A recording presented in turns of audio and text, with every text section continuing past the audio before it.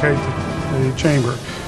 Members and guests in the gallery will please rise while we are led in prayer by the gentleman from the 13th, Delegate Higginbotham. Thank you, Mr. Speaker. Please remove your hats and bow your heads. Dear Heavenly Father, we thank you for another opportunity to serve West Virginia. We thank you for the good that we have accomplished as a legislature so far and the good that we are going to continue to do. We ask very humbly that you give us wisdom above all things. You give us prudence to make decisions on matters of state, and that you guide every decision that we make. In the name of Christ we pray. Amen. Amen. Members and guests will please remain standing as we're led in the Pledge of Allegiance by the gentleman from the 1st, Delegate Stezelo. Ladies and gentlemen of the gallery, if you would join us as we honor the flag of our country.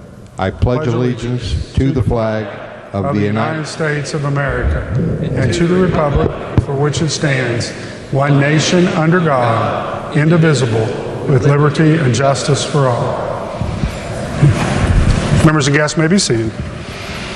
Gentleman from the 58th. Mr. Speaker, I suggest the absence of a quorum. Gentleman 58 suggests the absence of a quorum. All those in attendance will please register their votes. The clerk, please prepare the machine.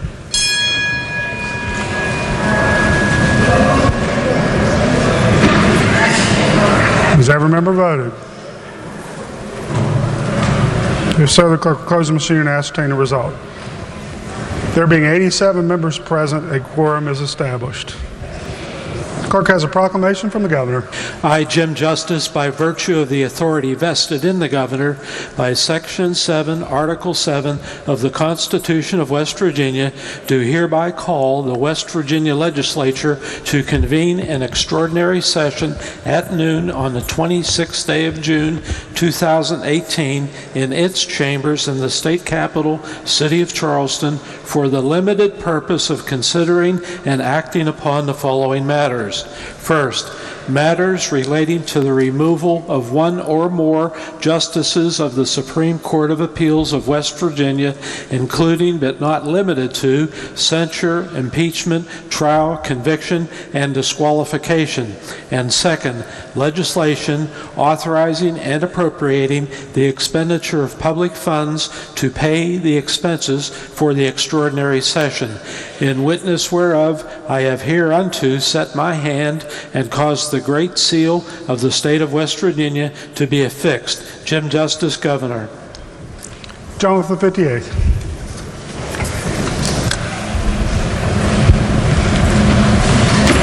Thank you, Mr. Speaker. I move the Speaker be authorized to appoint a committee of 3 to notify the Senate that the House of Delegates has assembled an extraordinary session and is ready to enter upon the business stated in the proclamation by which it has been called together.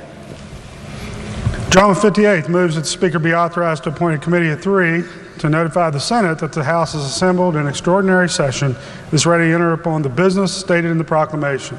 Those in favor of the gentleman's motion will say aye. Aye. Those opposed, no. The ayes appear to have it. The ayes do have it. I declare the motion adopted. On behalf of the House, the Chair appoints the gentleman from the 42nd, Delegate Ambler, lady from the 52nd, Delegate Seipold, and the gentleman from the 44th, Delegate Lynch. Gentleman from the 58th.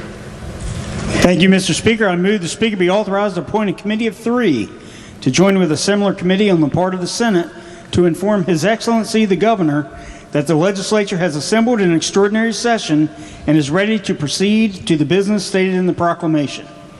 Gentleman 58th moves that the Speaker be authorized to appoint a committee of 3 to join with a similar committee on behalf of the Senate to inform His Excellency the Governor that the Legislature is assembled, an extraordinary session is ready to enter upon the business stated in the proclamation.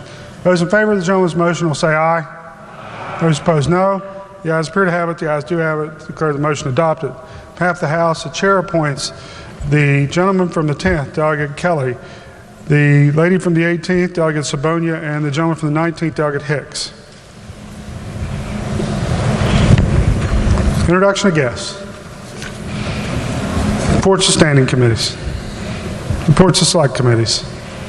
Messages from the executive. Messages from the Senate.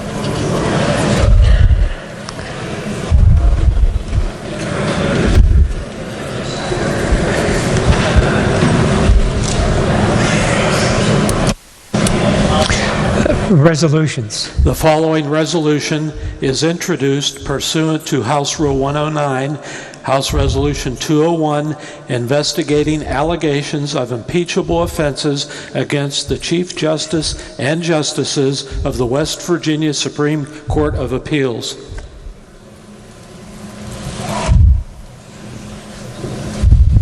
The gentleman from the 58th. Thank you, Mr. Speaker. I ask unanimous consent the committee reference be dispensed with and the resolution be taken up for immediate consideration and put upon its adoption.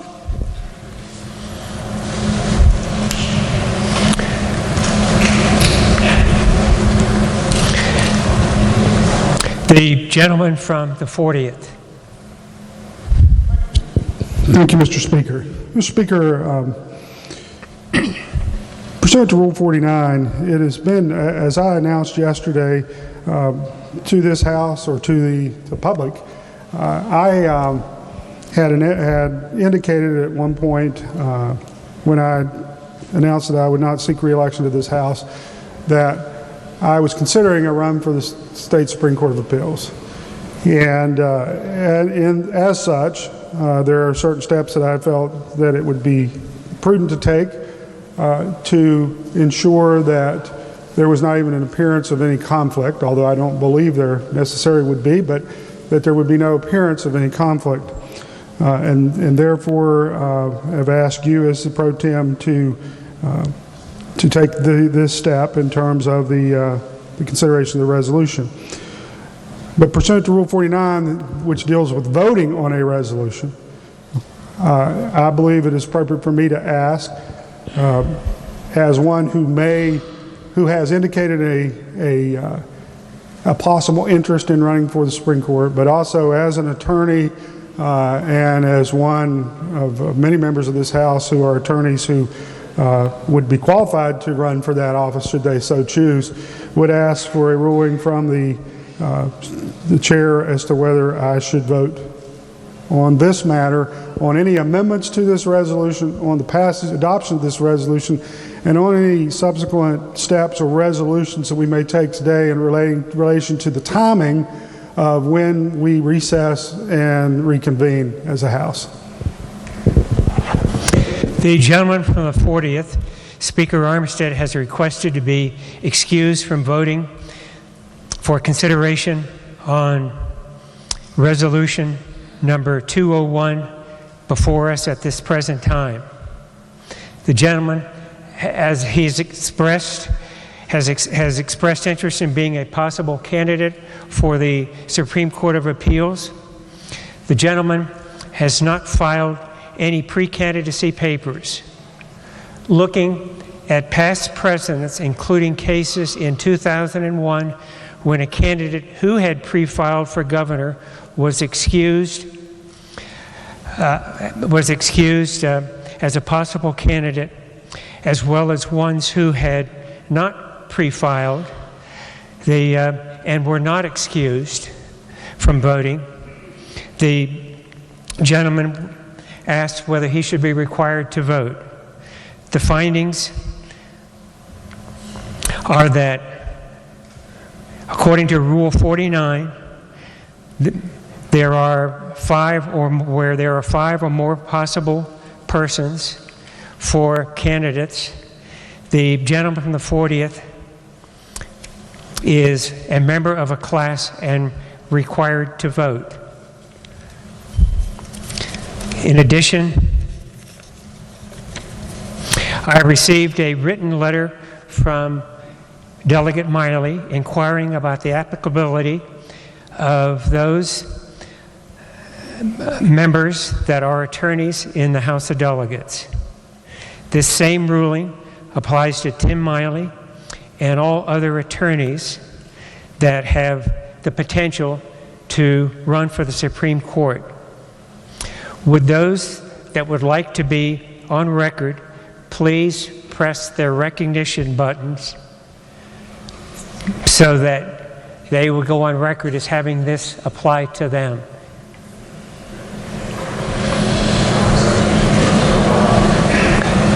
Would those who are not applicable persons please not have your buttons on?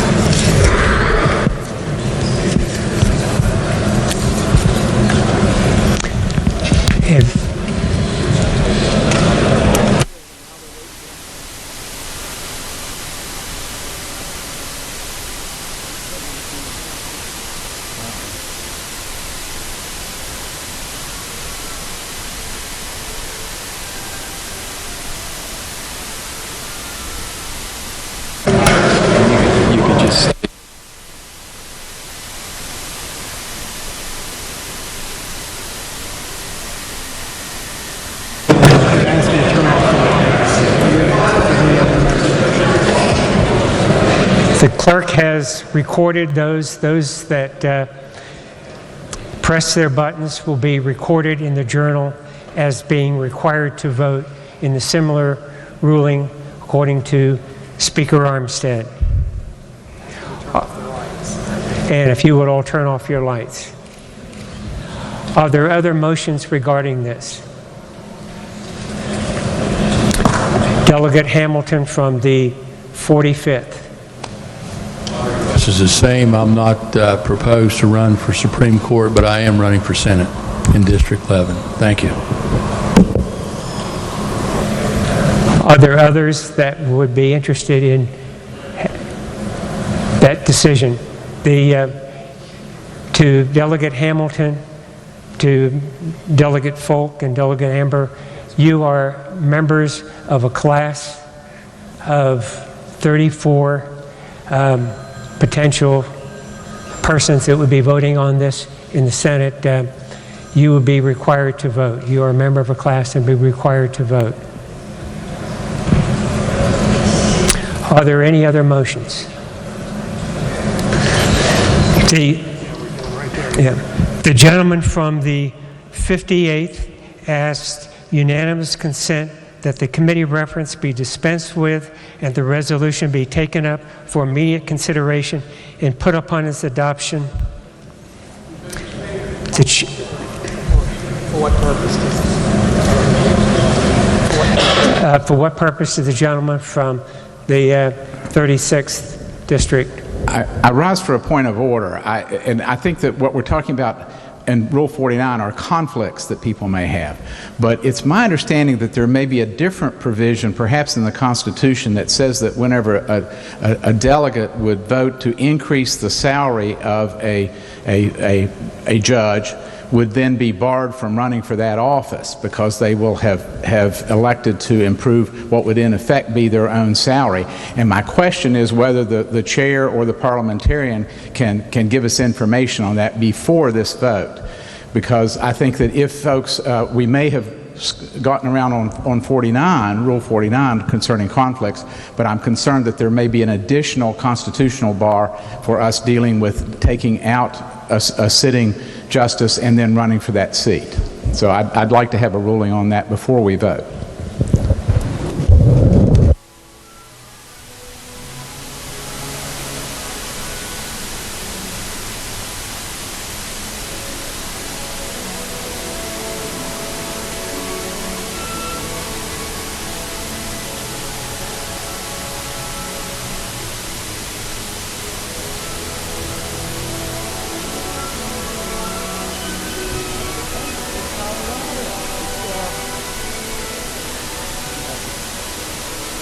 Dennis Loudermilk was up there. Yeah, I just saw Dennis walk over the corner. Bill was over in the Senate. But Terry, yeah, he took a week off to go out to Pike Creek and shoot pictures out there. And you guys could have went to the country. Oh, yeah, we've done it. Yeah. He was jumping all praise, didn't he?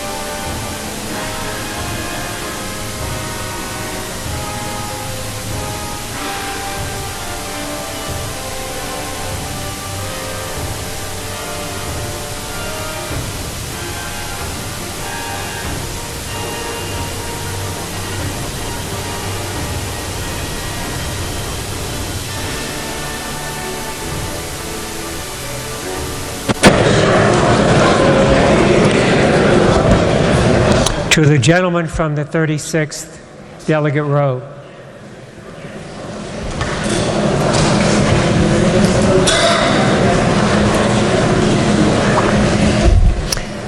That is a legal question that I cannot answer. It is beyond our scope.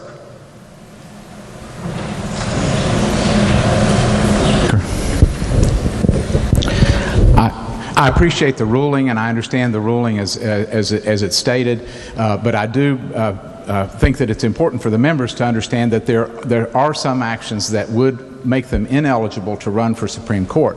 Clearly, if there was a pay raise involved, that would be, but I think the clause is something involving emoluments, and whether taking voting to impeach a justice and creating a vacancy that then someone could run for, I don't know that is, and I don't know the law on it, but I appreciate the Speaker's position. Thank you, sir.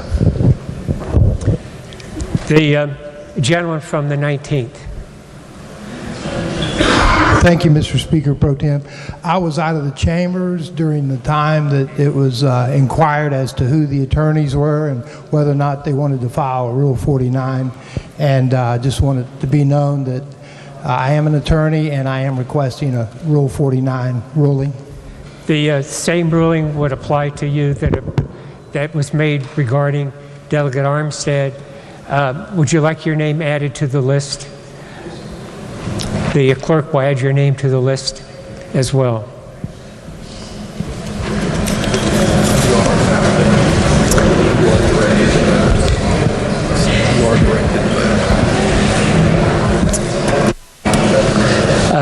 Your name will be added, Delegate Hicks, and you will be directed to vote. The gentleman from the 58 asks unanimous consent that committee reference be dispensed with and that the resolution be taken up for immediate consideration and put upon its adoption. Is there objection? The chair hears none. The committee reference is dispensed with. The clerk will please read the resolution. House Resolution 201. Whereas the West Virginia Supreme Court of Appeals is composed of 1 Chief Justice and 4 Justices.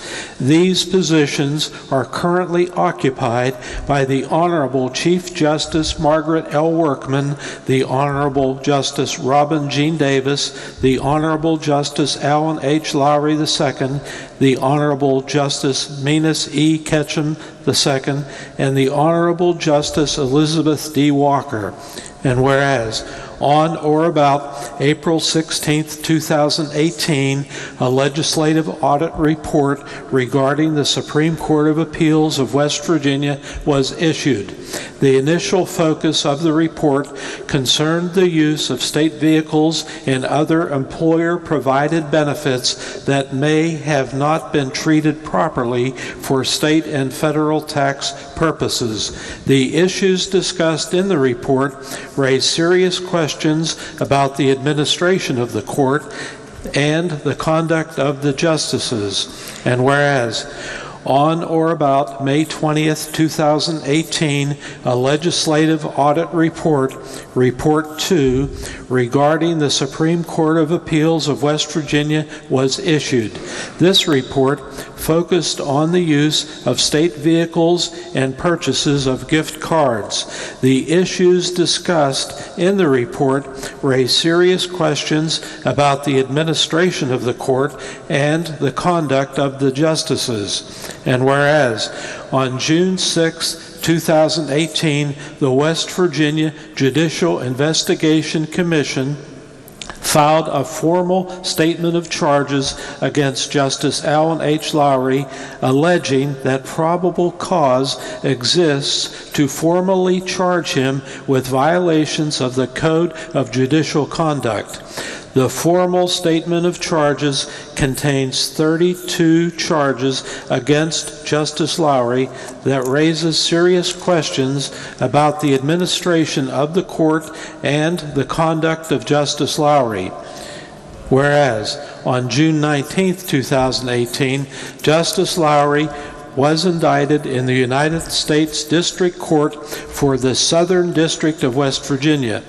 The indictment contains 22 counts against Justice Lowry that raise serious questions about the administration of the court and the conduct of Justice Lowry.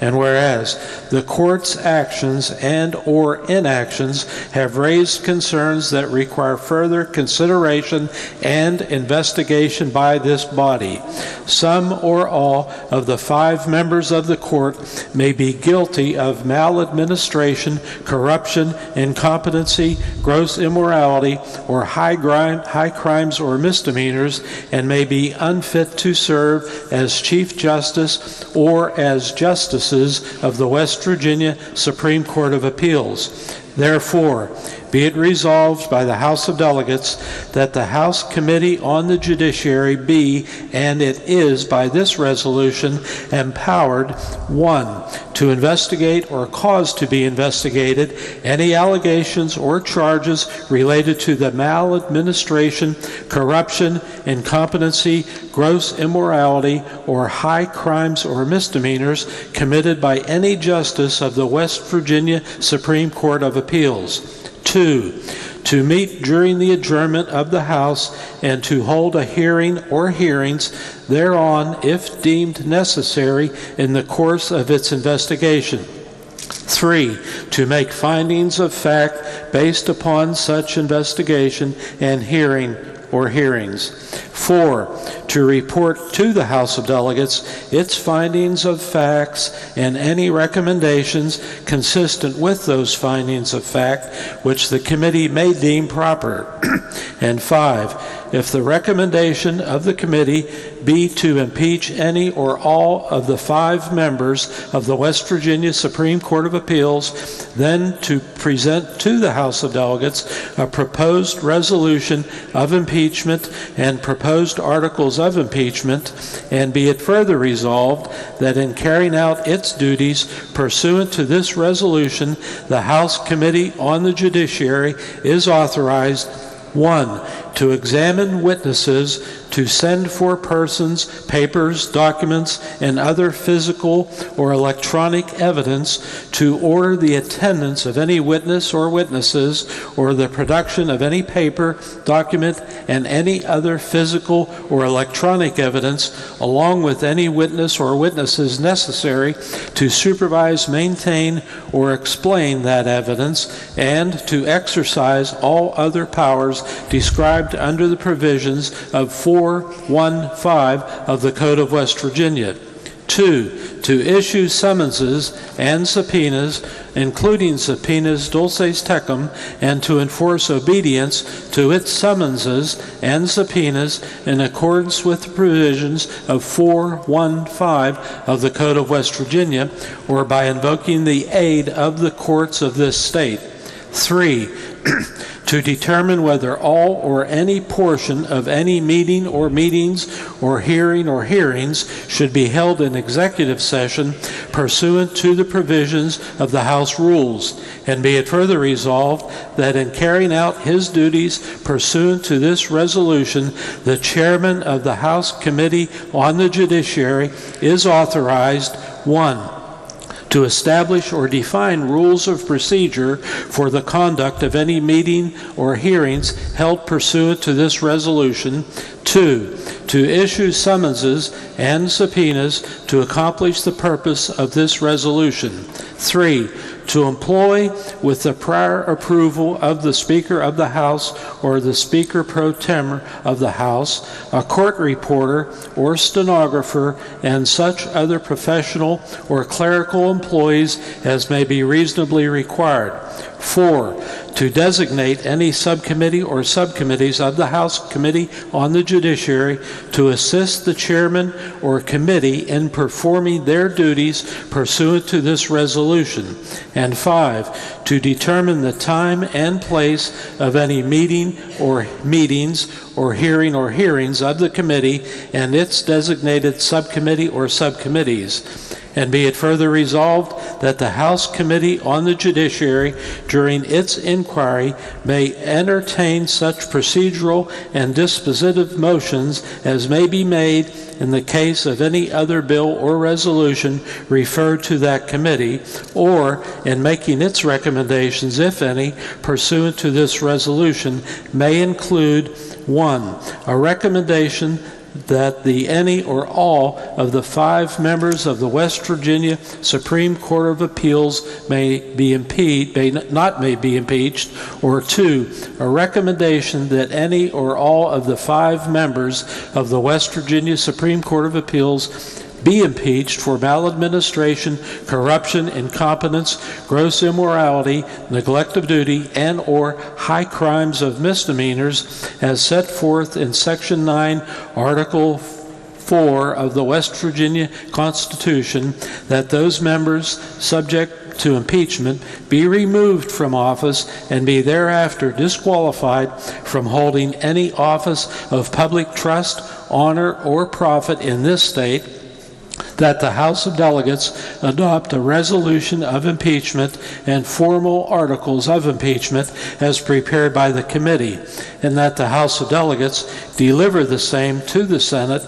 in accordance with the procedures of the House of Delegates for consideration by the Senate according to law, and or 3, a recommendation of proposed legislation to correct any perceived statutory or constitutional deficiencies found by the committee. The question is on the adoption of the resolution. Are there amendments? Read the whole amendment. Delegates Spinago, Fluharty, Miley, Caputo, and Bates move to amend the resolution. This is not in the system. It is in the system. Okay. On page 4, line 12, following the words "the committee," by striking out the period, inserting a semicolon, and the following. And be it further resolved that the House Committee on the Judiciary shall submit its final recommendations on the committee's recommendations to the House of Delegates on the impeachment of any justices of the Supreme Court by, on, or before July 23, 2018.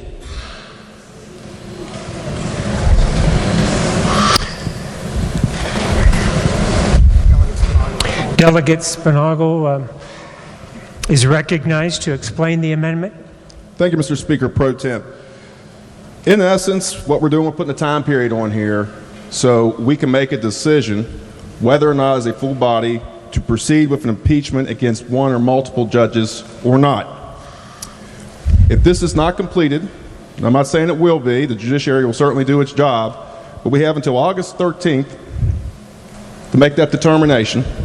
And if impeachment were to occur, and if it's not done before then there will be an appointment for a period of over 2 years, almost 2.5 years, 2.25 years of one or multiple judges. If we complete our work before August the 13th, then we would have an election this November. Now today's June 26th. We got 4 days in June, we got 31 days in July, and 13 days in August. That's a total of 48 days.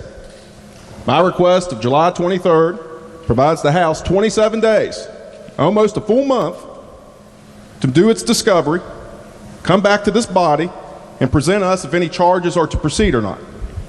Then the Senate will have 21 days, if we formally provide charges over across the aisle to them, to proceed with a trial on one or multiple judges. So the issue on this amendment is, frankly, should the voters of the state of West Virginia have a right to vote on who their justices are going to be for this court, or should the governor have the appointment power for 2 years? If you vote yes on this amendment, you're saying the voters have that power. If you vote no, then you're giving that decision to the governor. That's as simple and straightforward. And we've been adequate with the time on July 23rd. We give a little more time to the House because it is just a general discovery process. and whatever charges go over to the Senate is going to be narrow in scope on any judge or justice if they were to be impeached when they go to trial. So I would request the yeas and nays and the right to close. Are there others desiring to speak on the amendment?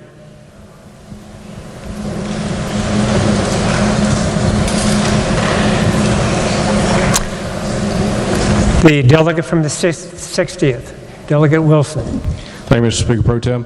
While I understand and appreciate my friend's concerns, and as you all know, I believe that our employers, the people who elected us, are ultimately in charge here and should have every say at every point. My concern here is for the opportunity of the accused to have due process, and it seems to me that we need to take the time to work through this process deliberately and effectively and to allow them the opportunity to respond. And I understand that leaves us in a position of allowing the governor to appoint. That is according to our Constitution. Thank you, Mr. Speaker Pro Tem. The delegate from the 32nd, Delegate Fast. Thank you, Mr. Speaker Pro Tem. I rise in opposition, in strict opposition to this motion. In this matter, this body, and particularly the Judiciary Committee, will not be able to simply rely upon the federal investigation that has taken place because those documents are sealed. We may be able to get, and probably will be able to get, the state inspection audit that was done and get those documents. But primarily, this body will have to engage in its own investigation. We will have to subpoena witnesses. We will have to subpoena documents, and we will have to compile our own evidence and our own information, and then we will have to weigh it. And if you read this resolution, or if you heard the resolution, the first thing that the Judiciary Committee will have to do is set forth and promulgate rules upon which to govern the proceeding. That in and of itself is not something that you just go to a bookshelf and you pull off rules. We have to promulgate our own rules just to proceed. And then we have to proceed. And then we have to compile our own information. We know that we are right in the heart of the summer months. You may subpoena a witness who may be vacationing out of the country or out of the state and not be able to force that witness to come when you need them to come. There may have to be some flexibility. For that reason, therefore, I object and speak against this amendment. In addition, the true issue here is, it's not should the voters be allowed to elect a replacement justice. That, ladies and gentlemen, tells me that a mind has already been made up, or some minds have already been made up. Before we even hear the evidence, before we even deliberate, that says you're guilty, let's hurry up and get this done, and let's rush it and get it done so that we can then put someone else on the ballot.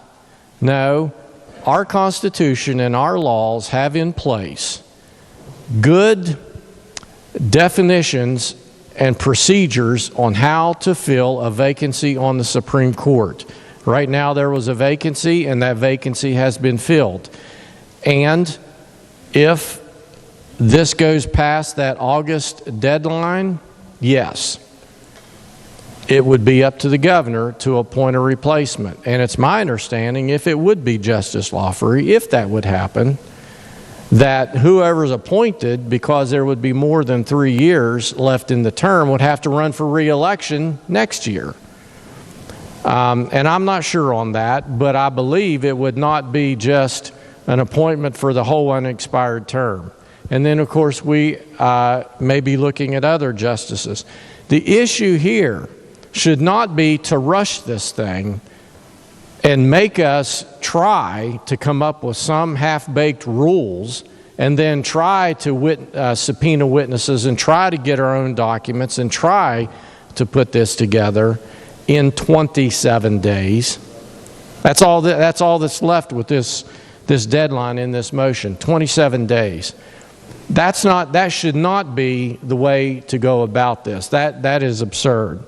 The issue should be, should those elected by the voters of West Virginia be potentially removed in an expedited, rushed fashion? And I submit to you, ladies and gentlemen, the answers to that should be no. So I strongly urge rejection of the gentleman's amendment. Thank you, Mr. Speaker Pro Tem.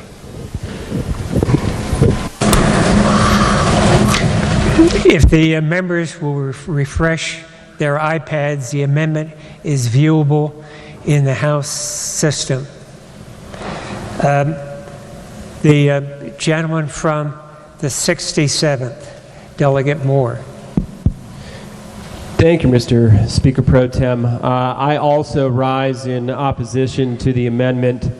I think something instructive here is actually the governor's call, where it says matters relating to the removal of one or more.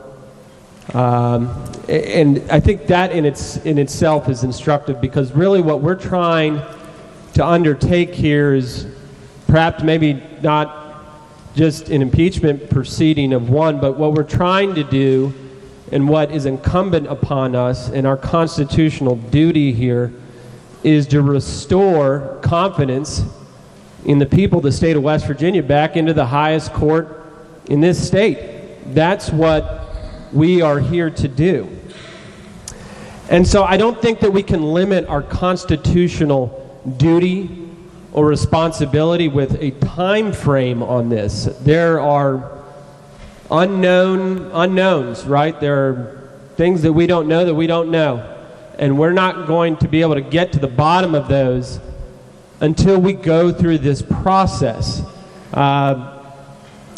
And I think, the gentleman from the 32nd just laid out a number of the hurdles that we're going to have to go through to get to that. And 27 days just doesn't seem a type of constraint that we want to put on ourselves when we're, as the call says, looking at one or more here. So I think that we need to just keep in mind what we're trying to do, and what we're trying to do is restore the confidence back in the people of the state of West Virginia, in the Supreme Court of this state. And no matter how long that takes, then we're going to be here, and that's what we're going to do. And to limit our constitutional responsibility with some time frame, I think is ill-advised, and I would urge rejection. Thank you. The gentleman from the 3rd, Delegate Fluharty. Thank you, Mr. Speaker Pro Tem. Well, I don't know why we're making this so complicated. It's pretty simple to me. Do you believe the power belongs to the people, or do you believe the power belongs to the politicians? Because after yesterday, I think a lot of people in here think the politicians should control everything, as if we don't need deadlines and we don't need structure. Because that's what the amendment applies. It applies structure to the process.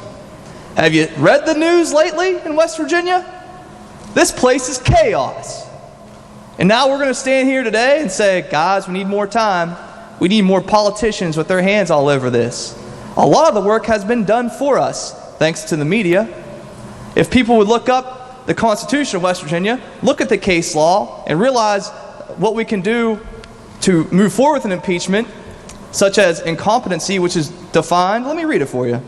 Waste or misappropriation of public funds by any officer when the officer knew or should have known that such use of funds was inappropriate or inconsistent with lawful duties of office. That gives us the power to remove somebody if they are incompetent under the guidelines that we have. So the people elected a particular justice that we have been talking about, the legislature has been given the power to remove a justice if they go outside the confines of the law and if they're incompetent, which I think plenty of evidence has already been available to us to show that. And the power should belong back to the people to put somebody in office after we're done with the impeachment proceedings. It's that simple. But yet we're going to make it convoluted and make it complicated and act like we're just too confused. We don't know what to do. We got to go through all this painstaking task. The work's already been done for us. The Judiciary Committee is comprised of individuals who practice law. I would hope that they can read by now and put together a constitutional process to get things together. It's not that hard, guys. We're not doing calculus here. I know we struggle with math, but we shouldn't struggle with the process of impeachment proceedings. So I wholeheartedly support this amendment because it will supply structure to the process, it will give a deadline, and it will put the power back to the people and not keep it in the hands of politicians who will just screw it up more. Thank you, Mr. Speaker Pro Tem. The gentleman from the 56th, Delegate Howell. Thank you, Mr. Speaker. About 12 years ago, I had the opportunity to do my duty to serve on grand jury. We didn't have any deadlines on to when we were to finish our deliberations. Of course, grand jury is behind closed doors. We took our job very seriously because what we were doing was dealing with the lives of people and their future. Artificial deadlines, if we put on this, means we can't do that correctly because we do not know what rabbit hole the evidence will lead down that we need to look at. We're dealing with the lives of possibly 5 justices, their futures. We make sure we got to get this right. That may take longer than 23 days or whatever the deadline is. It is very important that we vote this amendment down to make sure that this body takes its job very seriously and keeps the politics out of it. Thank you. The delegate from the 60th, Delegate Wilson. Thank you, Mr. Speaker Pro Tem. My good friend, the gentleman from the 3rd, raised an extremely important issue, one that should be at the foundation of every decision we make here. The Supreme Court justices were elected by the people. The people are in charge. What we are considering here is taking the option to overturn the effects of a free election by the citizens of this state. There is nothing more important than that. There is nothing more critical than that. We have to make sure that we do this properly.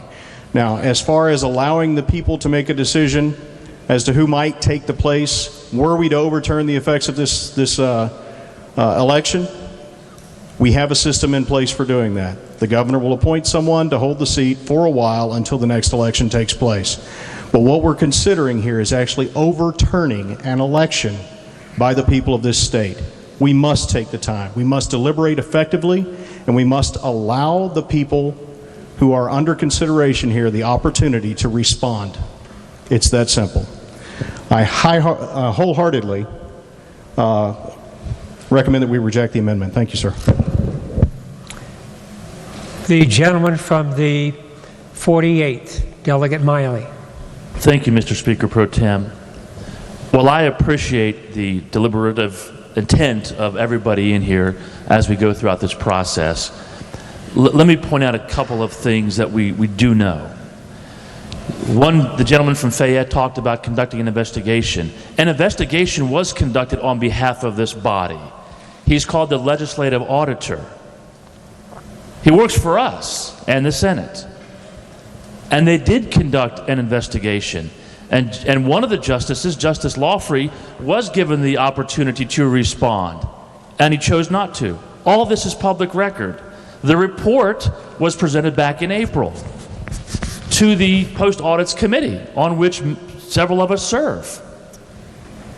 Anything in that report, as far as I'm concerned, would support a particular vote by the Judiciary Committee, a recommendation, and a vote by this House.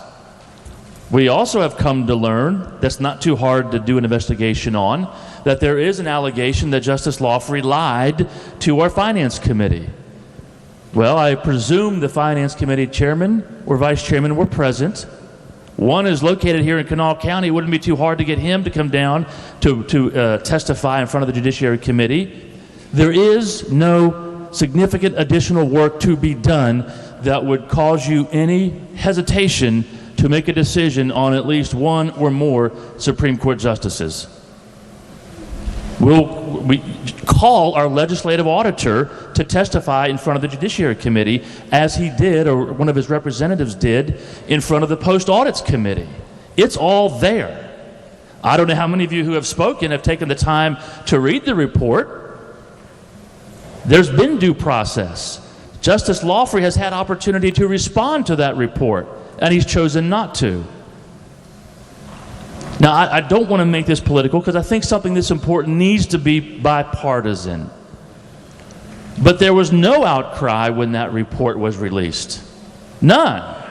There was no outcry when the Judicial Investigation Commission came up with its recommendations that were so serious and had such basis in at least some fact that our Supreme Court suspended Justice Lawfrey without pay. They had no hesitation in taking that step. Why are we? Now, some just earlier during this proceeding expressed concern about the appearance of politics being involved. You want to alleviate that concern? Let's put a time frame in here with the expectation that work get done. We made the commitment to serve, and I know it's the summer months, and it's going to be an imposition on some of us who serve on judiciary to come in and sit as a tribunal, if you will. But you want to remove that specter of politics being played?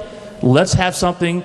It may be that he doesn't get recommended to be impeached. I don't know. I think we all have a strong feeling. Let's not kid ourselves. We do, based upon what we know our legislative auditor came up with and found. So if you want to remove the specter of politics, let's make sure we get our business taken care of so that if there is indeed one or more vacancies, the public can elect who they want to serve on their Supreme Court. There's been some talk about due process, and people throw that concept around almost cavalierly. I certainly don't, but I'm not sure. No one has really described what process would be denied or what due process would be denied if we had the next 27 days to conduct this hearing based upon what we know. Another thing that would be avoided and eliminated if we had our business taken care of to where we would allow the public to elect their Supreme Court justice, should there be a vacancy, is the issue brought up by the gentleman from Kanawha, Delegate Rowe, I don't think would be an issue anymore. It's only an issue if someone's appointed. If you're running for election, there's no issue with the emoluments clause. So we could take that off the table. So I know people want to talk in platitudes of due process, ensuring we restore the public's trust in the court. The public's trust in the court will be restored when they see us acting with due speed and precision. And getting it right and acting rapidly are not mutually exclusive. I have all the faith and confidence in our judiciary chairman. I really do. I mean, he is someone who takes great painstaking efforts to make sure he gets it right. Whether I agree with him on policy or not, I think he takes those steps seriously in his job. But to act fairly quickly and accurately and painstakingly as part of an investigation are not mutually exclusive. We have the evidence in front of us. What do we think we're going to do? Who do we think we're going to call as witnesses? Anybody outside of the auditor's office? I don't know. I urge support of the gentleman's amendment. There's really nothing, at the end of the day, how we're going to look and feel when this is all concluded, maybe it's concluded in August or September or October, and we look back and say, well, we knew all this back in April. We knew all this on June 26th, but yet we delayed. Maybe for political reasons I should want that to happen, to use in November. I don't. I really don't. Because I think as long as this is hanging over all of our heads, not just in the Supreme Court, but elsewhere in government, it hurts us all and it hurts the public confidence that we want our citizens to have in us and certainly in this body. Thank you, Mr. Speaker Pro Tem. The delegate from the 36th Delegate Row. Would the gentleman yield for question? Would the gentleman Mr. yield? Miley. I suppose. The gentleman yields. I think most folks, in the public at least, see impeachment as conviction. Now, as I understand it, what we're really talking about here is putting a month's time period on our investigating the third time the same charges. As I understand it, the legislative auditors already investigated, made determination that's been acted on by the Supreme Court. We don't have access, as I understand it, to the federal investigation, but then we're just doing yet another investigation, and we're not voting for conviction. Is that right? Is that the way that works? We're voting, as I understand the process, because it's new to me as well, we vote to make a recommendation to the Senate with respect to certain charges or accusations. So it's like an indictment, where we make findings that there are certain events that occurred that may be violations of law, and that those are the charges then the Senate takes up. And I think, are they limited to the charges that we vote? That's my understanding. Okay, so we're not convicting anybody. We're just having another investigation, taking a month to do it. It's the third one that's happened. So is there any reason to be concerned about being very careful in our investigation whenever we are able to proceed, at least in a 30-day period, whenever it's already been investigated by our own folks? I know you want me to say a quick yes, I agree with you, but it's important that we be careful. I'm not disputing that. I'm not debating that we should not be careful. I'm just saying that there's sufficient information that is out there, public, that our legislative auditor has already performed relating to all 5 justices, and they're all 5 named in here, to adopt, embrace, call him and or his staff before the committee and conduct our business that's necessary. Well, and I completely agree. We've got to be absolutely careful, but we shouldn't be paralyzed with a long time frame in acting and doing what we should be doing, which is a mere indictment, not a conviction. The Senate will determine whether there's any violations that are made, correct? Correct. Thank you, sir.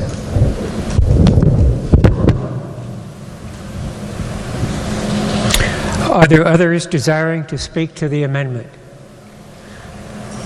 The gentleman from the 27th, Delegate Schott.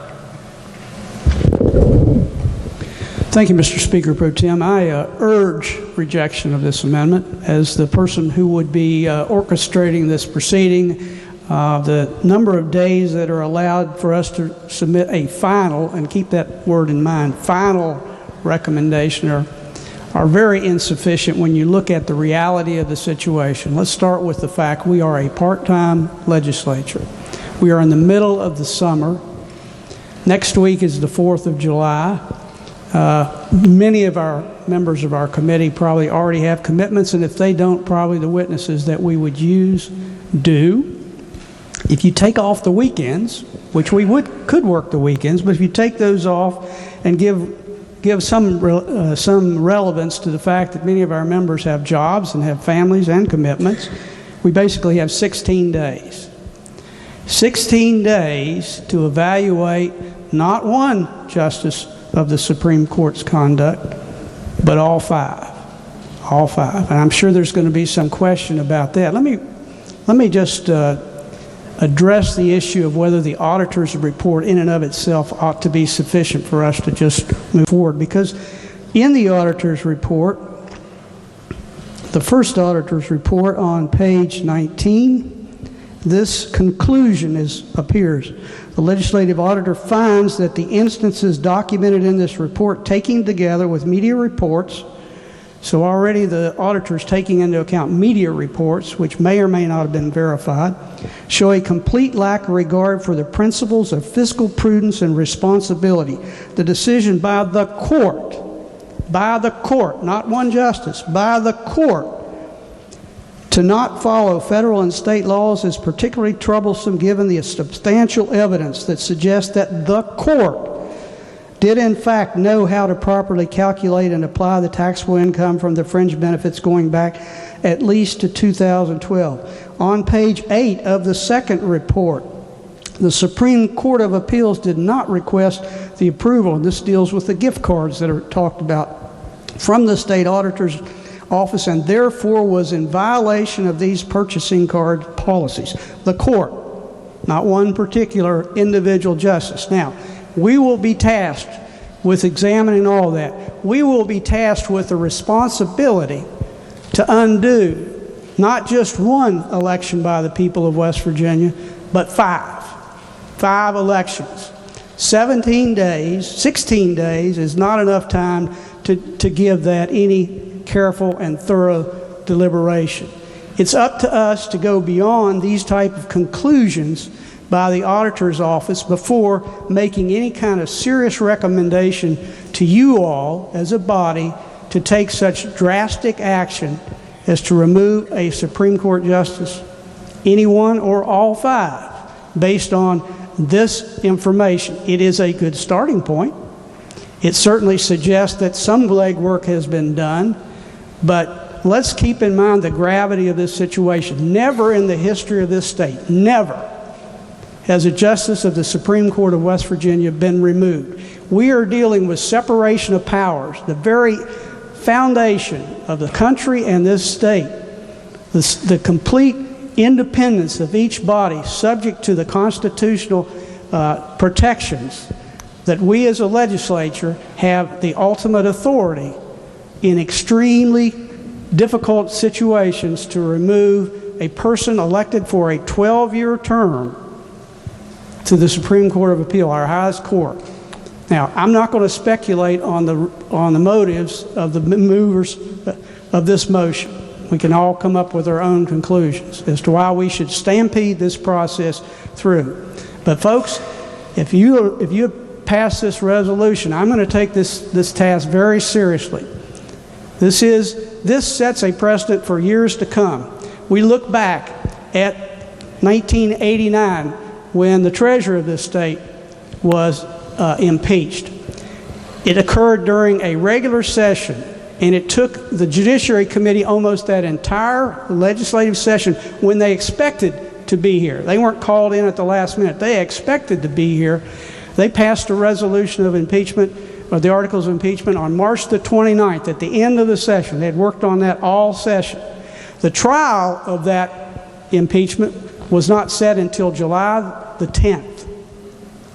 July the 10th. So from March the 29th to July the 10th.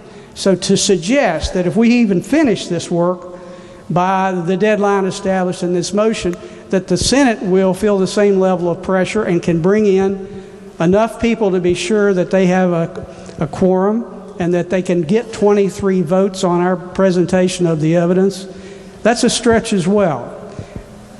All we do here is balance competing interests. Yes, it would be desirable if there's an opportunity for our folks to elect the next justice, if these impeachment articles pass, that would be desirable.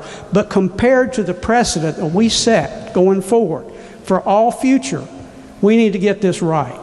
We need to get this right. It's incredibly important. It shouldn't be trivialized. It shouldn't be rushed. And the committee should be given the opportunity to do the work it needs to do and not be pressed against an artificial deadline. So I would urge you to reject this amendment.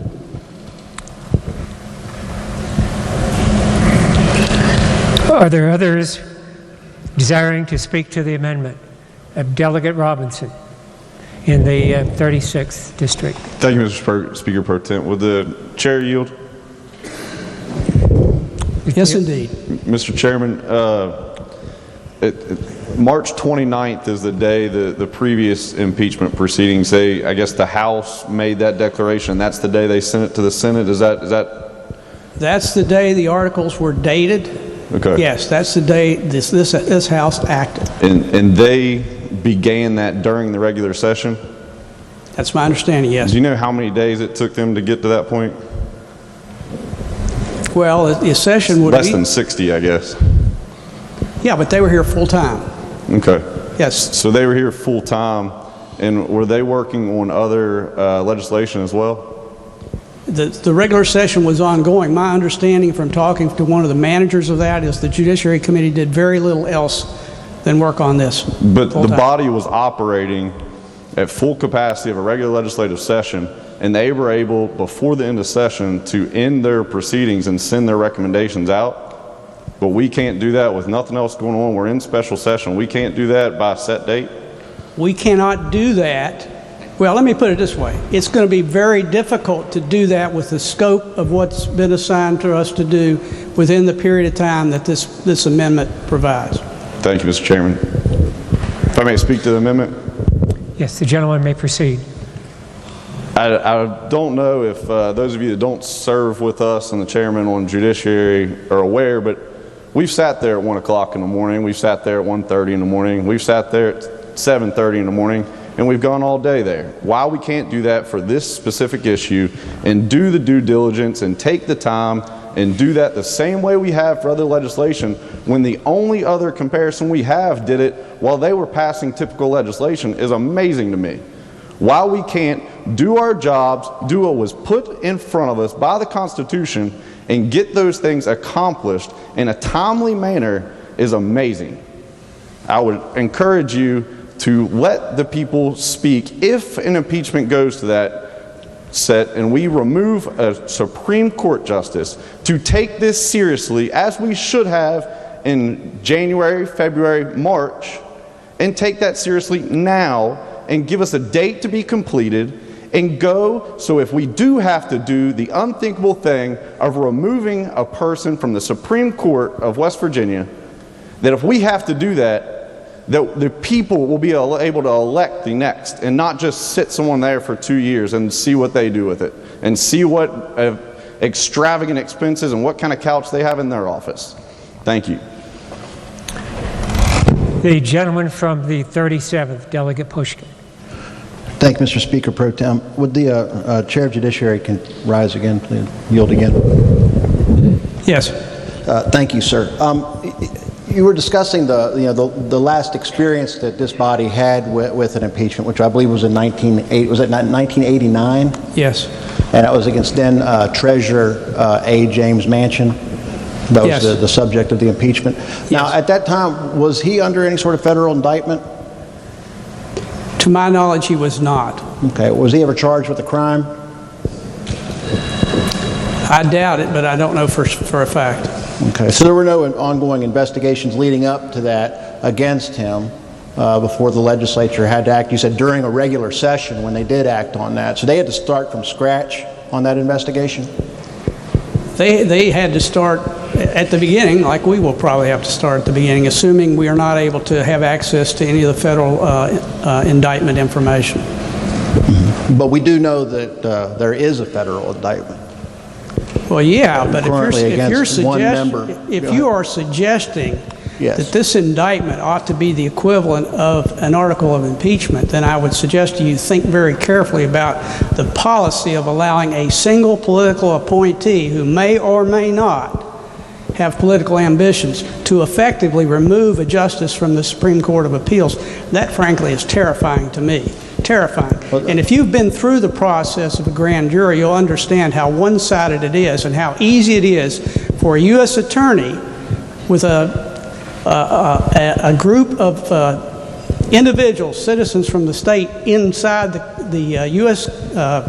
federal building and not able to hear anything but what the U.S. attorney tells them. You'd be terrified of that prospect as well. So this indictment is simply a one-sided charge as a result of a group of individuals who heard nothing other than what the U.S. attorney wanted them to hear. Okay, well, I can just assure you there's no need for you to be terrified because that's not what I was insinuating. However, I couldn't ask about a JIC inquiry about Treasurer Manchin because he was not a judge, so there wouldn't be a JIC complaint Correct. against him. And I don't know if there was a legislative auditor's investigation. What I'm getting at, you're aware there are already 3 investigations that have been done by full-time investigators against one of the sitting members of the Supreme Court, right? There have been multiple investigations, yes. I would point out, if you read these carefully, you'll see inconsistencies between the indictment and the JIC investigation, which is one of the areas we'll have to explore and try to resolve. Was Treasurer Manchin suspended without pay? Was he able to show up and do his job, or was he suspended without pay at any point in time? He was not suspended without pay. He's yielding, sir. What's that? To my knowledge, he was not suspended without pay. Okay. Well, thank you very much. I just want to briefly address the resolution. Look, it was stated. The chairman stated he wasn't sure what the motives were, and I can tell you exactly what the motives are. Even though I'm not a co-sponsor of this amendment, but I would really beg the members of this body to consider this. It's not an artificial date. It's a very important date. That date will allow the voters to fill a very possible, it's very, very possible we're going to have a vacancy on the Supreme Court. As far as I'm concerned, we sort of have one now. We have a Supreme Court justice who can't do his job. He's suspended without pay. And that's not an artificial deadline. That's to allow the voters to have a say-so. We're talking about restoring public trust in the court. Let the voters select who their next Supreme Court justice is. I know that we're talking about possibly all five. However, we have one who lied in front of a committee here. We have one who is suspended without pay. We have one who's the subject of a federal indictment. Let's not kid ourselves here. And to suggest that any member of this body or of the Committee on the Judiciary doesn't take this seriously is really offensive, because everybody in here takes this seriously. And that's why a lot of us were talking about it back in January when these first charges started to emerge. What wasn't taken seriously were these charges back in January when we were in regular session and could have done this without any extra cost to the taxpayer. It was at the beginning of the session when this was brought up, and it was met with ridicule, if not largely ignored. So I would beg of you to not think of that deadline as an artificial deadline, but as the deadline as we let the voters restore their own trust in the judiciary. Let the voters decide who's going to replace the possible vacancy, very, very possible vacancy we're about to have on the Supreme Court. Let's let the voters decide.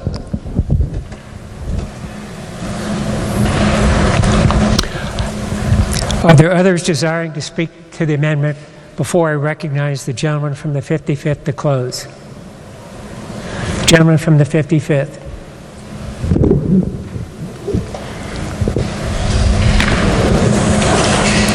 The state of West Virginia is in a mess. A total mess. All you got to do is open up the newspaper one day and a new story comes out. We, as the legislative body, have finally stepped up and said we're going to try to help the judiciary branch. Public trust is gone. We have one justice who is suspended without pay on 32 counts. One of the most troubling to me, on January 12, 2018, respondent appeared before the West Virginia House of Delegates Committee on Finance and questions about the court's budget for the year July 1 going forward. Respondent was placed under oath. Prior to the beginning of the presentation, in opening remarks, respondent spoke briefly about recent revelations regarding spending. Respondent again lied about the level of involvement in knowledge and design and renovation of office. Why do we even swear people in down here? Has the committee even forwarded this on to the Kanawha County Prosecutor's Office because a crime was committed upstairs? Have we even done that? I mean, this was filed June 6th. This is a Judicial Investigation Commission. All right? He's a violation of West Virginia Code 652. They spell it out here for us. We haven't done anything. Get an audit report April 21st. Haven't done anything. We got a 22-count criminal indictment. Haven't done anything. And now we're here, we're going to investigate. You know, if you want to restore the faith and confidence of the people of the state of West Virginia, how about we stop these sweetheart backroom deals on appointments for a couple years and allow the people to vote? That's what you're arguing for. You don't want the citizens to have a right to vote. You don't want to move the state forward past this mess that we have the judiciary. That's what we're trying to do and clean it up. Instead, we want to draw it out. Voters, you're not going to vote. You'll get the vote on this in a couple years from now. We'll allow our governor to handpick this backroom sweetheart deal who we're going to make for justice. We're going to let this continue and just keep on going. Going on all summer long. Now, certainly to God, 4 weeks ought to be enough to do an investigation. We're not talking about due process. We're talking about formally bringing charges. The trial will occur over there in the Senate. When you go to a grand jury, we're not talking about putting people in jail. We're not talking about fining people. We're talking about removing them from office. An office one of them can't even sit in right now because he's been suspended. The court can't remove him. The only people in the power of the state of West Virginia to remove a judge from office is this body. That's it. That's all we're talking about. And I would think that there's enough information here that the judiciary, and boo-hoo, you might have to work on weekends. Well, that's part of the job, all right? I can't help it that we have a mess in our judiciary, but that's going to be an obligation for the legislature to clean up. And it's not a radical proposition to allow the voters to select who they want to serve for their justice. It's not radical. But we act, we're going to put it to a vote. Frankly, if you vote for the amendment, you're for the voters. If you vote no, you're in line for this backroom deal. It's coming on down the line. We're going to stall it on out. We'll see who gets these appointments. So I reject that. And we as a legislative body should reject that and restore some faith in the judiciary. It's that simple. I request the yeas and nays. The roll call has been demanded. Is the demand sustained? The demand is sustained. I would remind the members that the Rule 49 applies to amendments as well as the resolution, voting on the resolution itself. Those in favor will vote aye. Those opposed will vote no. The clerk will open the machine.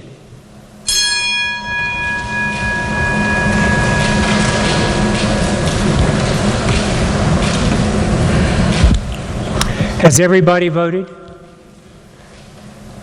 The clerk will report the results.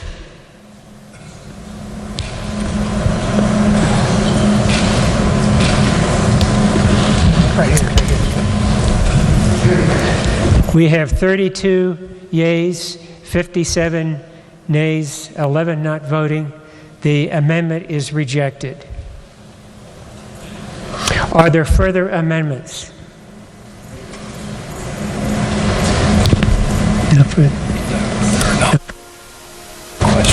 Question is on adopting the amendment. The question then, therefore, is on the adoption of the resolution. Those in favor? Is there discussion? The delegate from the 35th, Delegate Byrd. Thank you, Mr. Speaker Pro Tem. I have a question, and I was just asking the chair who I would direct that to. I just have one question about the resolution. Are you requesting it of the Judiciary Chair? Judiciary Chairman, would you have one question? Would the Chairman yield? Chairman yields. Yes, I do. Hey, thank you, Mr. Chairman. The only question I have is regard to the discussion about the executive session.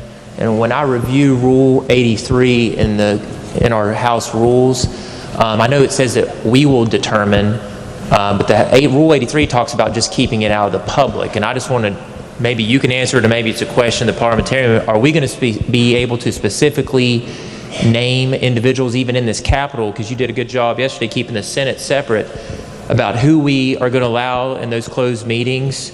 And do we need to refine a resolution to include such ability? Because the way the 83 rules, it just says it's not public. But there are members of this Capitol that have privileges to every committee meeting. So I didn't know how we should address that, and I'm concerned about it given that we need to keep this. To the gentleman, my intention is that these meetings will be open to the public unless the committee decides to invoke one of the exceptions for an executive session. Okay, in an executive session, will we be allowed to specifically dictate who is allowed in the committee room and who's not? Yes. Okay.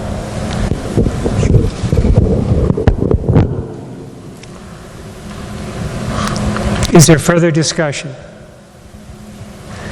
The question is on the adoption of the resolution. Roll call has been requested. Those who raise their hand that the demand is sustained, the clerk will prepare the machine. Those in favor of the resolution will vote aye. Those opposed, nay.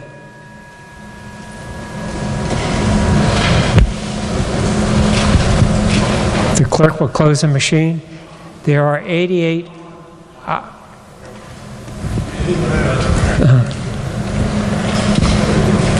It's easy to forget when you're up here. Okay, the yeas are 89, the nays are 0, 11 no votes. The ayes have it. The resolution, I declare the resolution adopted. Are there petitions? Delegate Pushkin presents a petition signed by more than 2,000 residents requesting a special session of the legislature be held relating to limitations on permits for growers, processors, and dispensaries of medical cannabis. The petition will be referred to the Committee on the Judiciary. Are there further petitions? Motions? Bills introduced. Unfinished business. Bills on third reading. Bills on second reading. Bills on first reading. Senate messages.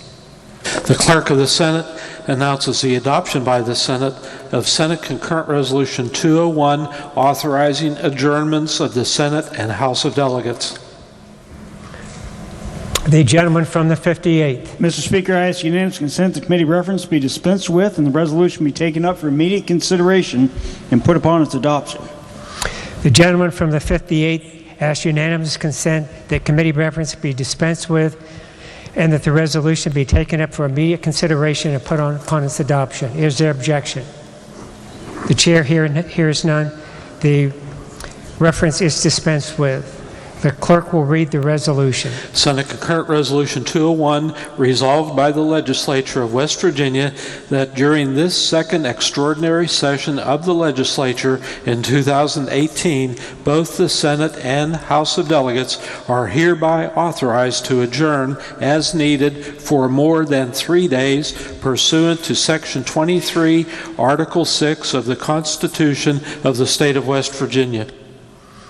The question is on the adoption of the resolution. Are there amendments? Is there discussion? The question is on the adoption of the resolution. All in Mr. Speaker? Just a point of clarification. I assume the ruling of the chair in relation to the motion that we adopted, the petition or resolution we adopted, would apply as well to this as a procedural vote relating to that resolution. Is that correct? Yes, that is correct. Thank you. The question is on the adoption of the resolution. All in favor will vote aye. Opposed, nay. The ayes appear to have it. The ayes do have it. The resolution, declare the resolution adopted. The clerk will please communicate the action of the House to the Senate. Are there leaves of absence? Yes, thank you, Mr. Speaker. For our colleagues, delegates Barrett, Blair, Deem, Ellington, Fleischhauer, Gearhart, Hanshaw, Hornbuckle, Householder, Markham, and C. Romine. The leaves will be granted. Remarks by members. The gentleman from the 50th, Delegate Caputo. Thank you, Mr. Speaker. I don't have any remarks, but I would like to ask unanimous consent that all the remarks in regard to the amendment offered by the gentleman from the 55th be printed to House Resolution 201 be printed in the appendix of the journal. The request is granted. Is there objection? Is there objection? Hearing none, they will be printed in the appendix of the journal. The gentleman from the 36th, Delegate Robinson. Thank you, Mr. Speaker Pro Temp. I just wanted to address some comments that were made in the media this morning. There were a few comments made that there will be members of the Judiciary Committee that may not take the procedure of impeachment seriously. And I wanted to take a moment just to speak and make sure that people understand how seriously we will be taking these matters. I'd also like to remind those same individuals that this issue was brought up and was not taken seriously except for a few members of this House, or maybe at one time a single member of this House. And many of those people have called on a single justice that will face this impeachment proceeding to resign. And that resignation call is completely separate from this impeachment proceeding. Calling on someone to resign to save the embarrassment and degradation of our court system and judicial system is a complete separate issue from going through an impeachment proceedings. Those actions and calling for resignation, as I continue to call on Justice Lawfrey to step down, I believe he should still step down and save us not only the aggravation, but the taxpayers' money that we will spend being here on a daily basis to go through these procedures. So while we continue to call on that resignation, impeachment proceedings are much different. And I want to make it abundantly clear that myself and other individuals of the Judiciary Committee will take it very seriously, as we have since January, February, and April when these issues arose. So I want to make that clear. And also, the impeachment proceedings are an investigation. Now, while calling for resignation is separate, this investigation will go piece by piece through all of the allegations. So I think we should all join in asking for the resignation and completely save the taxpayers of West Virginia. Thank you.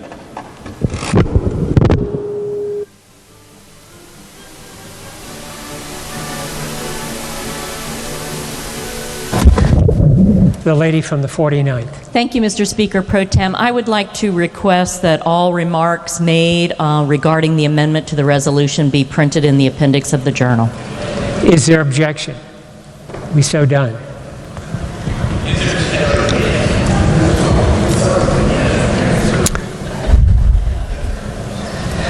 Miscellaneous business. The gentleman from the 58th.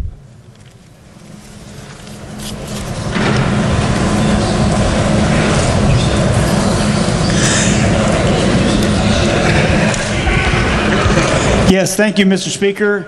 Mr. Speaker, I ask unanimous consent that the applicable provisions of House Rule 83 relating to the announcement of committee meetings from the floor of the House be suspended and that the chair of the committee be authorized to announce or have announced the time and place of the next meeting of the committee.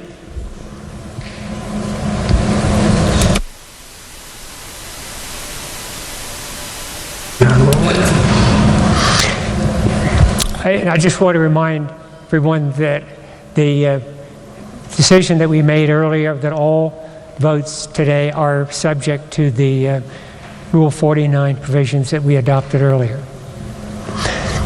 The gentleman from the 58th asked unanimous consent that the applicable provisions of Rule 83 relating to the announcement of committee meetings from the floor of the House be suspended and that the chair of the committee be authorized to announce and have announced the time and place of the next meeting of the committees. Is there objection? The chair hears none. The applicable provisions of House Rule 83 are hereby suspended. The gentleman from the 58th. Thank you, Mr. Speaker. Subject to announcements, Mr. Speaker, I move pursuant to Senate Concurrent Resolution 201 that the House of Delegates adjourn until called back into session by the Speaker Pro Tem of the House of Delegates.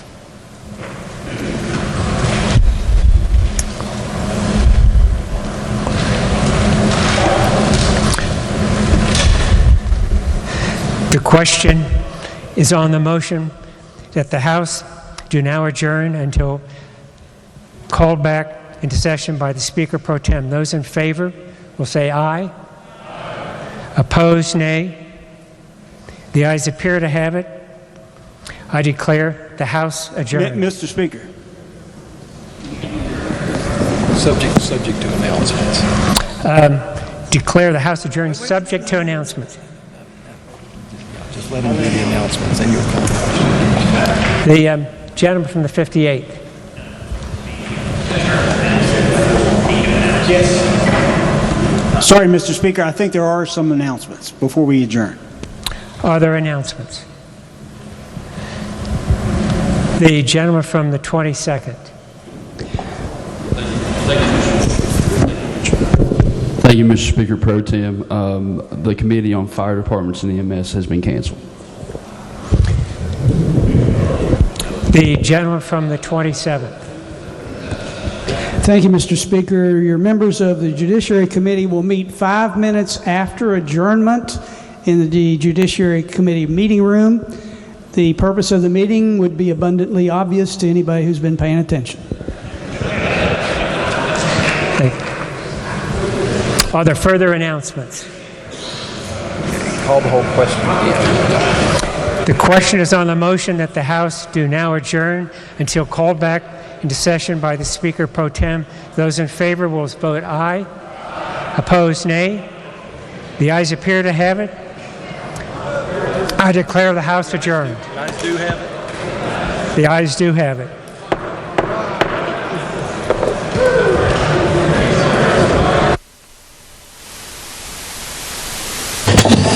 Senate will please come to order. The Senate will please come to order. All those not having privileges of the floor will please vacate the chamber.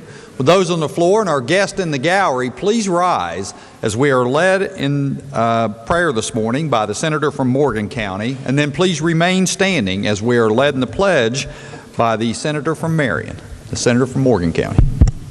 Let's bow our heads. Heavenly Father, we thank you for the many blessings you bestowed upon us. We ask you to continue to bless this nation, bless this great state of West Virginia. We ask for your special blessing upon the victims of flooding in the state, their families. We ask for your blessing upon the citizens of the state who are struggling with opioid addictions and their families. We ask you to give them your strength and grace and heal them. We ask these things in the name of Jesus Christ, our Lord and Savior, who lives and reigns with you in the unity of the Holy Spirit, one God, forever and ever. Amen.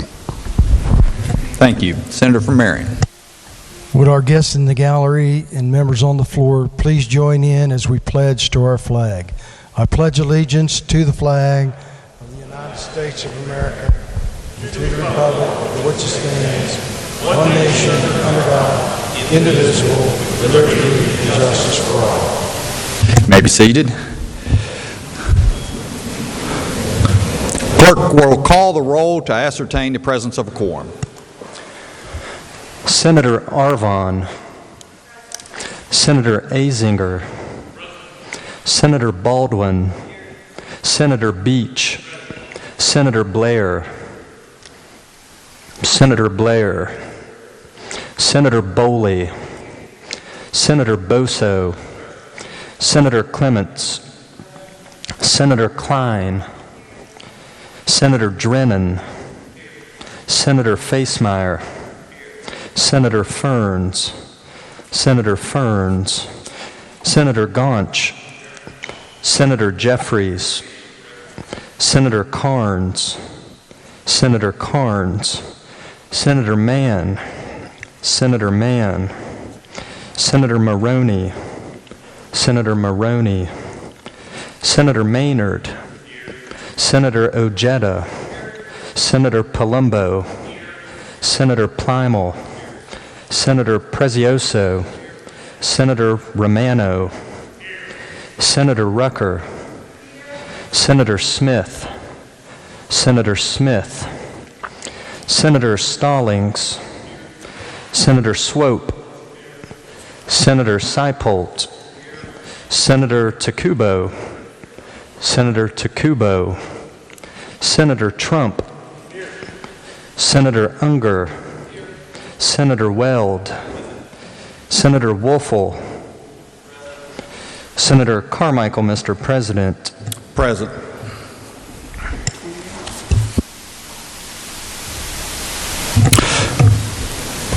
It's been determined that a quorum is present. Clerk has a proclamation from the executive. I, Jim Justice, by virtue of the authority vested in the governor by Section 7, Article 7 of the Constitution of West Virginia, do hereby call the West Virginia Legislature to convene an extraordinary session at noon on the 26th day of June, 2018, in its chambers in the state capital, city of Charleston, for the limited purpose of considering and acting upon the following matters. First, matters relating to the removal of one or more justices of the Supreme Court of Appeals of West Virginia, including but not limited to censure, impeachment, trial, conviction, and disqualification. And second, legislation authorizing and appropriating the expenditure of public funds to pay the expenses for the extraordinary session. In witness whereof I have hereunto set my hand and caused the great seal of the state of West Virginia to be affixed, done at the Capitol in the city of Charleston, state of West Virginia, this 25th day of June in the year of our Lord, 2018, and in the 156th year of the state. Signed, Jim Justice, Governor, attested to by Mac Warner, Secretary of State. Proclamation will be received. Resolutions. Senate Resolution 201 by Senator Weld, raising a committee to inform the House of Delegates the Senate has assembled an extraordinary session. Senator from Brooke County. Thank you, Mr. President. I ask unanimous consent to introduce a resolution from the floor. Is there objection? Chair hears none. Clerk has a resolution. Senate Resolution 201, raising a committee to inform the House of Delegates the Senate has assembled an extraordinary session. Senator from Brooke County. Thank you, Mr. President. I ask unanimous consent that the resolution be taken up for immediate consideration and that the committee reference be dispensed with and the resolution be put upon its adoption. Is there objection? Chair hears none. The question before the Senate is adoption of resolution. All those in favor will say aye. Those opposed, no. The ayes appear to have it. The ayes do have it. Declare the resolution adopted. On behalf of the Senate, the chair appoints the senator from Wyoming County, the senator from Raleigh County, and the senator from Monongalia County. Clerk has another resolution. Senate Resolution 202 by Senator Weld, raising a committee to wait upon the governor. Senator from Brooke County. Mr. President, I ask unanimous consent to introduce a resolution from the floor. Is there objection? Chair hears none. Clerk has a resolution. Senate Resolution 202, raising a committee to wait upon the governor. Senator from Brooke County. Thank you, Mr. President. I ask unanimous consent that the resolution be taken up for immediate consideration, that the committee reference be dispensed with, and that the resolution be put upon its adoption. Is there objection? Chair hears none. Question before the Senate is adoption of resolution. All those in favor will say aye. Those opposed, no. The ayes appear to have it. The ayes do have it. Declare the resolution adopted. On behalf of the Senate, the chair appoints the senator from Jefferson County, the senator from Wetzel County, and the senator from Cabell County. The delegation from the House has a message. Thank you, Mr. President. From the House of Delegates of West Virginia, we are now convened to do the business of the state. Thank you. Your duties are discharged. Thank you. Clerk has another resolution. Senate Concurrent Resolution 201 by Senator Weld, authorizing adjournments of the Senate and House of Delegates. Senator from Brooke County. Thank you, Mr. President. I ask unanimous consent to introduce a resolution from the floor. Is there objection? Chair hears none. Clerk has a resolution. Senate Concurrent Resolution 201, authorizing adjournments of the Senate and House of Delegates. Senator from Brooke County. Thank you, Mr. President. I ask unanimous consent that the resolution be taken up for immediate consideration, that the committee reference be dispensed with, and that the resolution be put upon its adoption. Is there objection? Chair hears none. Question for the Senate is adoption of the resolution. All those in favor will say aye. Those opposed, no. The ayes appear to have it. The ayes do have it. Declare the resolution adopted. Clerk will communicate the action of the Senate to the House. Senator from Brooke County. Mr. President, I move that the Senate adjourn until called by the presiding officer.